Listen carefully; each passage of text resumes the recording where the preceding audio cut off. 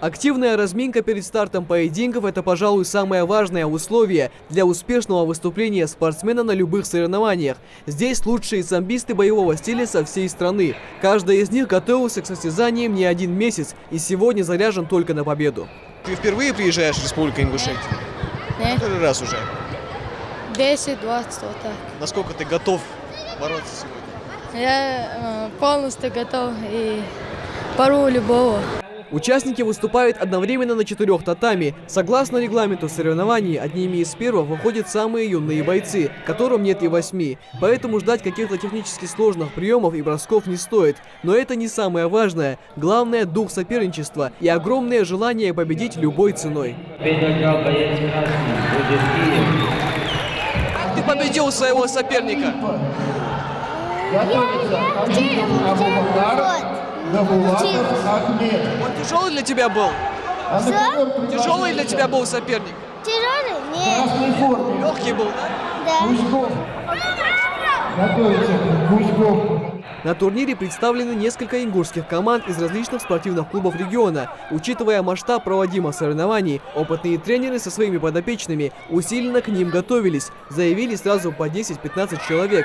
Планы на поединки четко поставлены. Задача завоевать как можно больше наград и показать уровень ингушской школы боевого самбо.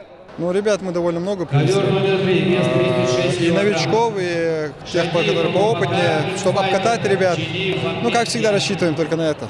Неважно, каким видом спорта ты занимаешься, будь то борьба, карате, рукопашный бой или же смешанные единоборства. Подобные турниры, по мнению организаторов соревнований, в первую очередь объединяют спортсменов и позволяют им делиться опытом. Мы с Очулков привезли 6 спортсменов, решили принять участие в данном турнире.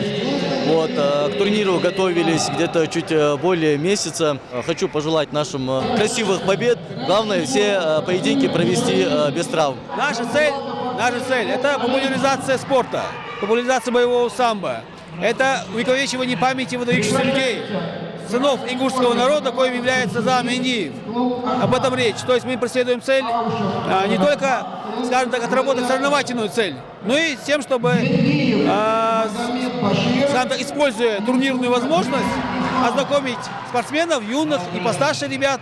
Всероссийский турнир по боевому самбо в разделе «Поединки в куртках» посвящен памяти прославленного командира ингушской конной бригады Заама Яндиева. Он был советским военным и политическим деятелем, а также активно участвовал в Первой мировой и гражданских войнах. И каждый из них в этом зале в первую очередь стремится быть достойным своего соотечественника, а медали, кубки и грамоты – это уже сопутствующие призы. Михаил Тангиев, Магомед Белакиев, Новости 24.